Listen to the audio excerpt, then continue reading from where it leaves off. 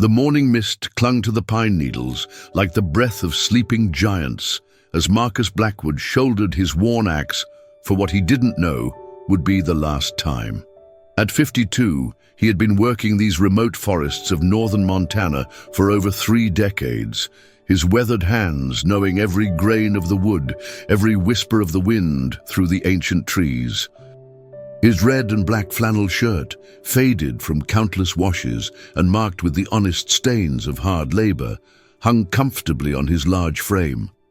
The crew foreman had assigned him to a section deeper in the forest than usual, nearly a day's hike from the main camp through terrain that few loggers had ever explored.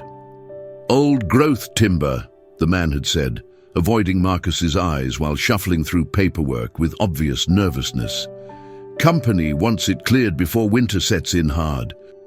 Bidoom. But Marcus had noticed the unease in the foreman's voice, the way his fingers drummed nervously against his clipboard, and the strange hesitation before he'd handed over the GPS coordinates.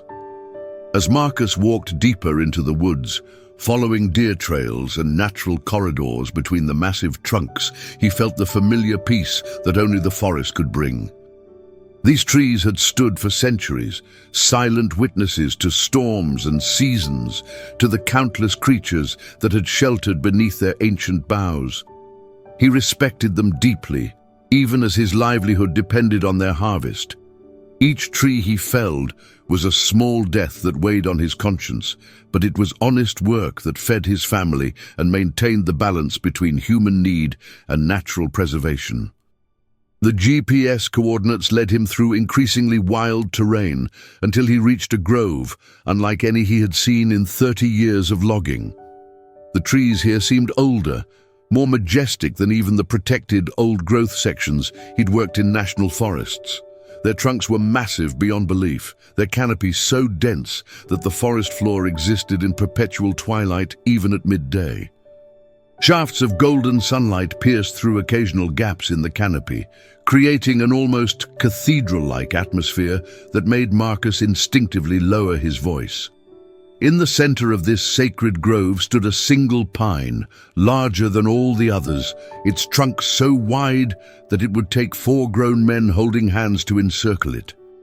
But what truly caught Marcus's attention were the markings covering its bark, strange symbols carved deep into the wood that looked far older than any human presence in these mountains. The carvings appeared to be some form of ancient script, spiraling around the trunk in deliberate patterns that seemed to tell a story he couldn't read, but somehow felt in his bones.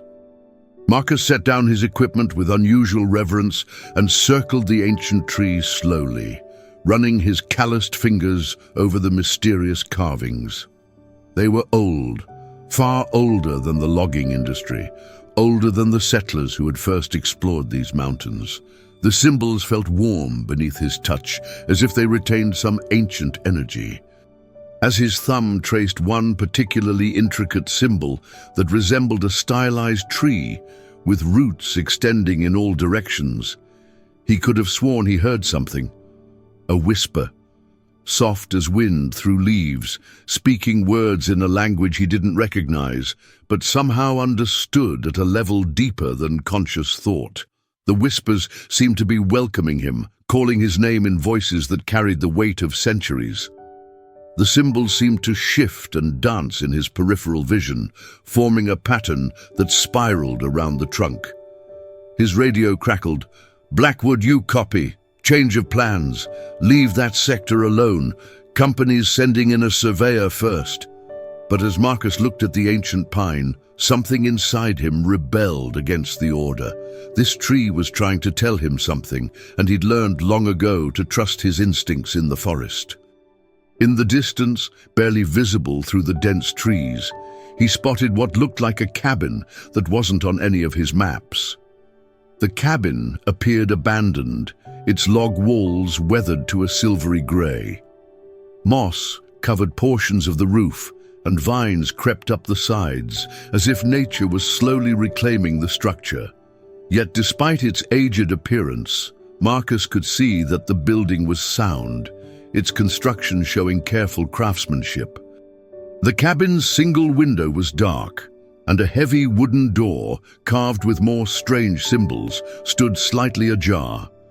Inside was a single room, dominated by a massive stone fireplace.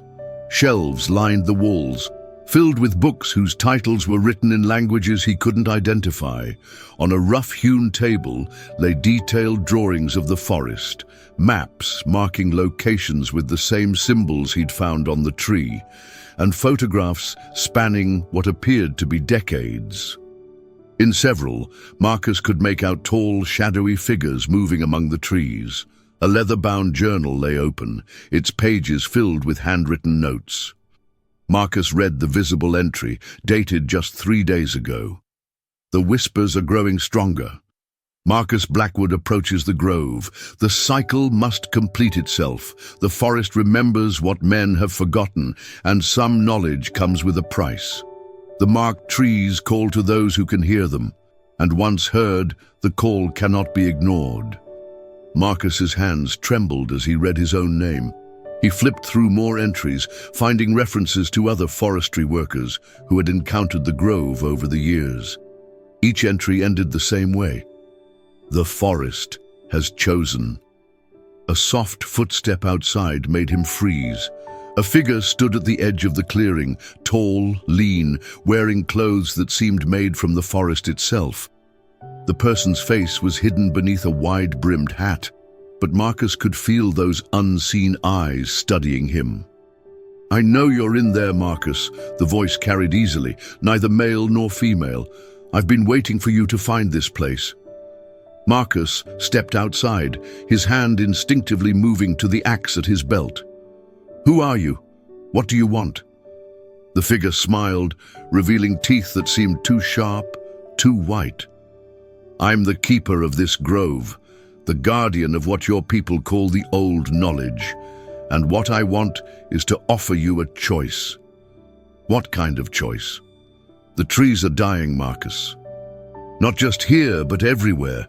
Your kind takes and takes, never giving back, never listening to what the forest tries to tell you, but some few are chosen to be bridges between the old world and the new." The keeper gestured toward the massive marked pine. "That tree is over 800 years old. It has seen the rise and fall of indigenous peoples, the coming of settlers, the birth of your industrial age. It remembers when the forest stretched unbroken from sea to sea." Marcus felt the whispers again, stronger now, almost like voices calling his name. Thunder rumbled in the distance, though the sky had been clear moments before. The marked trees' whispers rose to a crescendo, and for one overwhelming moment, he could understand every word.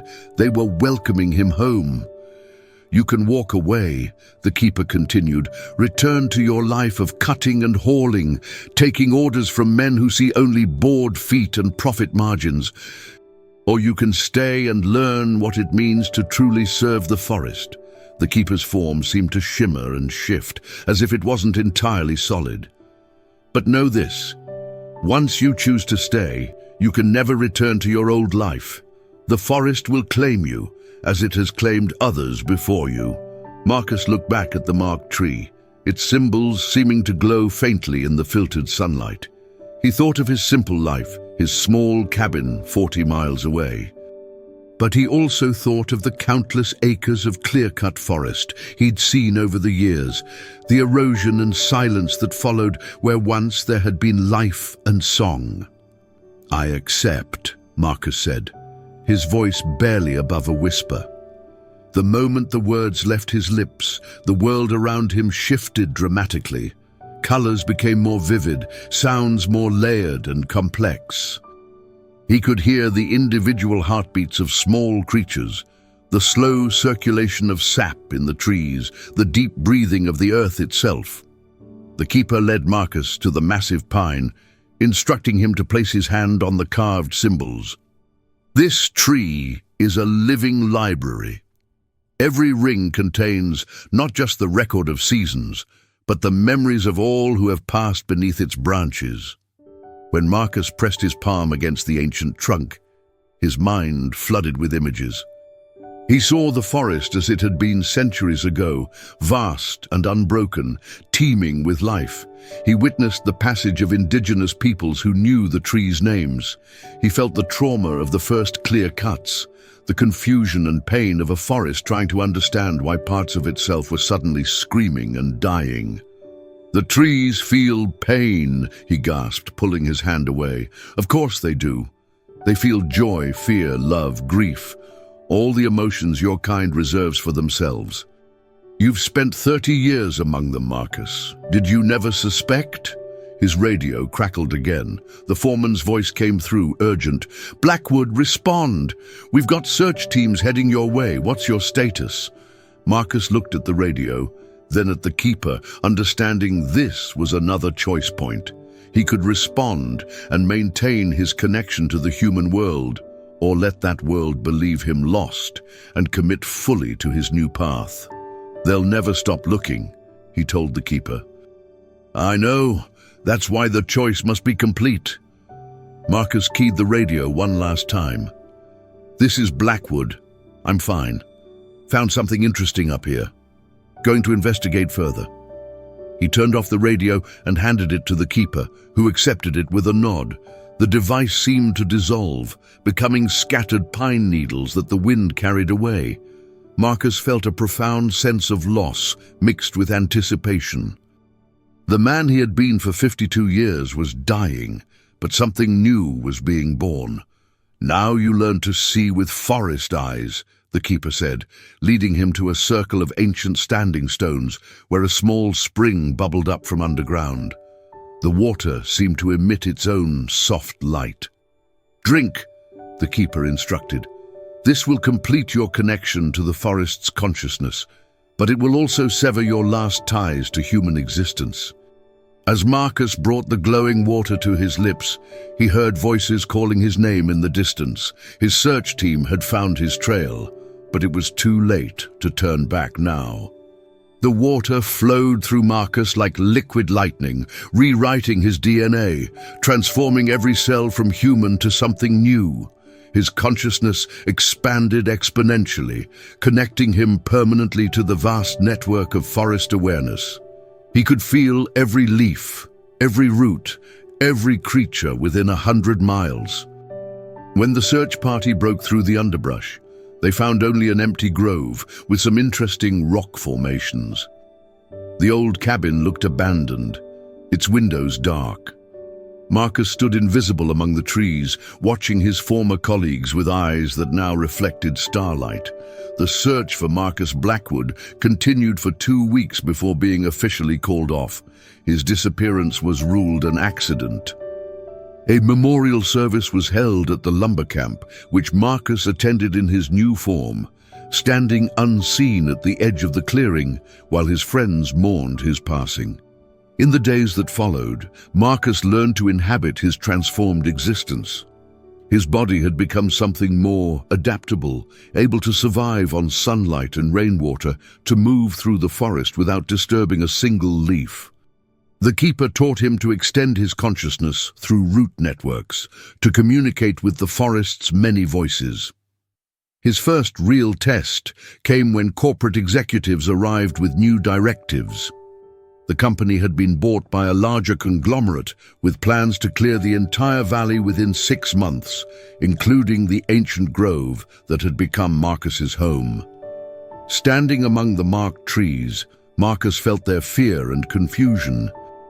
They had survived centuries of human expansion, but had never faced industrial clear-cutting on this scale.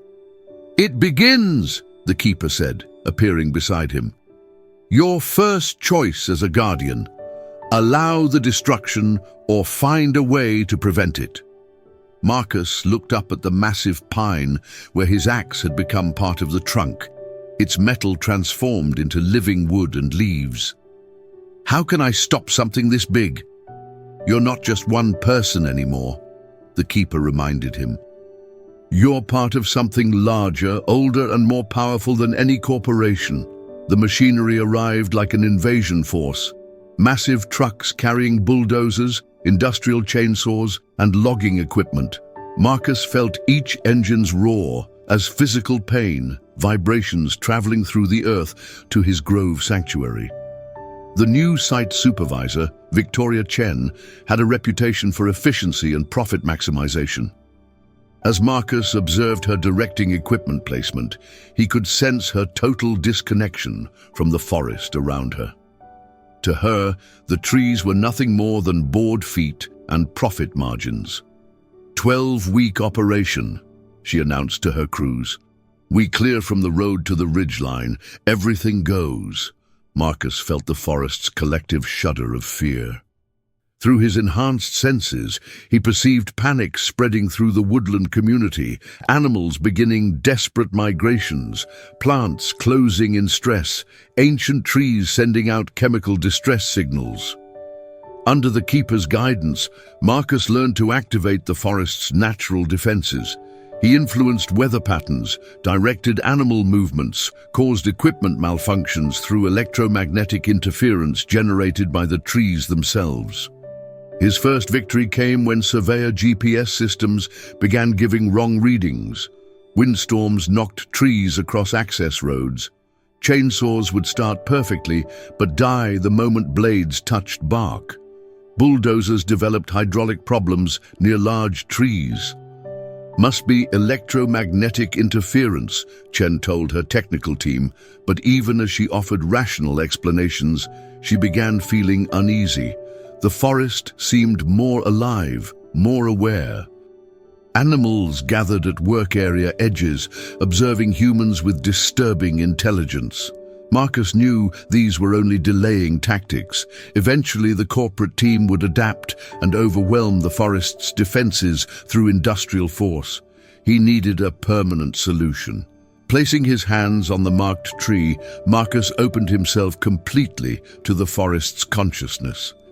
Power flowed through him, connecting dormant neural pathways between distant groves, awakening root networks silent for generations. The forest began to remember itself, to reclaim its full awareness for the first time in over a century. Every tree within 50 miles began pulsing with synchronized energy. Animals moved in coordinated patterns. The wind carried messages in frequencies only the forest understood. In the corporate camp, equipment began failing in ways that couldn't be explained by normal mechanics. By sunset, the corporate operation had ground to a complete halt. Half the crew had abandoned their posts, claiming everything from equipment sabotage to supernatural encounters that they couldn't rationally explain. The remaining workers huddled around their vehicles in the growing darkness, refusing to venture back into the forest as night approached. Emergency calls to corporate headquarters had yielded only demands for progress reports and increasingly aggressive threats of contract cancellation if the delays continued. Victoria Chen stood at the edge of the camp, staring up at the forest that had somehow transformed from a simple logging site into something that felt actively hostile and aware. The trees seemed to loom larger in the gathering dusk, their branches reaching toward her like gnarled fingers, seeking to drag her into their ancient embrace. The very air felt thick with a presence she couldn't name, but definitely felt pressing against her consciousness like a weight. "Pack it up," she finally told her remaining crew, her voice lacking its usual corporate authority. "We're pulling out until we can bring in specialists to figure out what's causing these equipment failures." The admission of defeat tasted bitter in her mouth. But the alternative, staying in a place where the very laws of physics seemed to have been suspended, was unthinkable for someone who had built her career on rationality and measurable results. As the corporate team loaded their remaining gear and prepared to retreat down the mountain, Marcus emerged from the forest in his fully transformed state. No longer invisible, no longer hiding what he had become, he walked calmly into the camp's harsh floodlights. He was tall and powerful, his skin bearing the bark-like texture of his new nature, his eyes reflecting the forest's ancient wisdom like pools of starlight. One by one, the workers stopped what they were doing to stare at this figure who seemed to embody the very spirit of the wilderness they had come to destroy. "You're trespassing," he said, his voice carrying the weight of centuries and the authority of forces far older than any human law. This forest is under protection now. Victoria Chen stepped forward, her business instincts overriding the primal fear that threatened to overwhelm her rational mind. And who exactly are you? Some kind of environmental activist? This is private land, legally purchased, and I am the guardian of this place, Marcus interrupted, his voice now carrying harmonics that seemed to emerge from the earth itself. And you need to understand something fundamental about the land you think you own. It was never yours to buy or sell. It belongs to itself, to the generations of life that have called it home for millennia. He gestured toward the massive marked pine, which was now pulsing with soft, rhythmic light, visible even to human eyes. That tree has stood here for 800 years. It was ancient when your ancestors first set foot on this continent. The network of life it anchors extends for hundreds of miles in every direction, connecting ecosystems you can't even imagine. You cannot own it any more than you could own the wind or the stars or the turning of the seasons. The forest around them erupted into coordinated movement that defied natural explanation. Trees that had stood motionless for centuries began to sway without any wind, their branches reaching down as if to touch the human intruders. The marked trees' glow intensified dramatically, and suddenly every piece of corporate equipment in the camp began to spark and smoke as powerful electromagnetic pulses surged through their circuits, reducing expensive machinery to useless scrap metal. Your laws mean nothing here, Marcus continued, his presence seeming to grow larger and more imposing with each word. This forest existed long before your civilization and will exist long after it falls to dust. You have two choices: leave now and never return, or face the consequences of defying powers you cannot comprehend. The demonstration was more than enough for most of Chen's crew. Workers ran for their vehicles, abandoning expensive equipment in their desperate haste to escape what had become a nightmare beyond their understanding. Engines roared to life as trucks and SUVs raced down the mountain road, their headlights cutting through the darkness as they fled from forces that challenged everything they thought they knew about the natural world. Only Victoria Chen remained, standing alone with Marcus in the ruins of what had been a state-of-the-art logging operation just hours before. "This isn't over," she said, though her voice lacked any real conviction. The corporate world she understood seemed very far away in this place, where trees moved with intention, and the laws of physics bent to the will of something ancient and powerful. The company will send others. They'll bring in specialists, military contractors if necessary. This forest will be harvested eventually. Marcus looked at her with something approaching pity, seeing in her the same blindness that had afflicted his own kind for generations. "Your people have forgotten so much," he said sadly. "You've forgotten that you are part of nature, not separate from it. You've forgotten that some things are sacred, that some places are meant to remain untouched.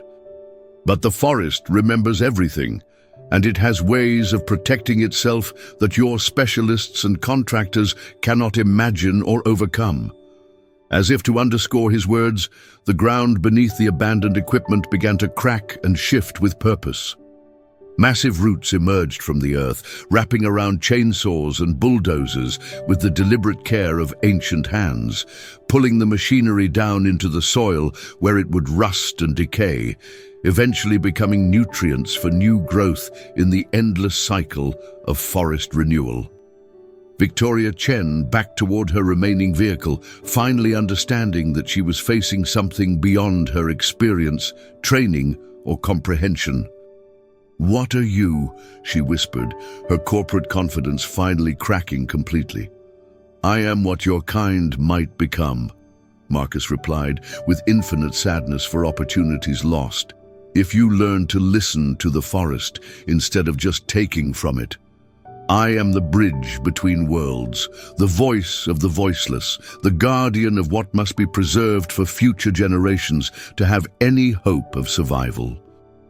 As Chen's vehicle disappeared down the mountain road, its taillights swallowed by the darkness, Marcus stood alone in the clearing where the corporate camp had been. Already, new growth was emerging through the disturbed soil.